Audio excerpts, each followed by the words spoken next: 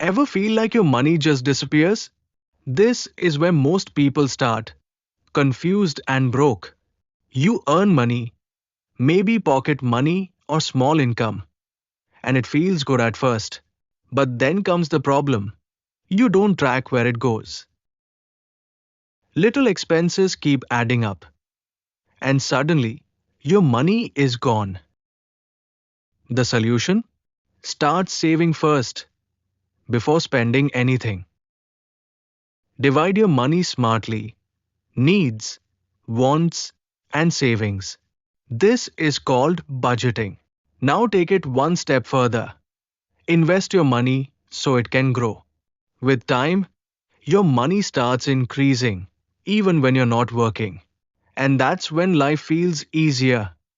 Less stress, more control. Remember, track, save, budget, and invest. That's the secret to smart finance.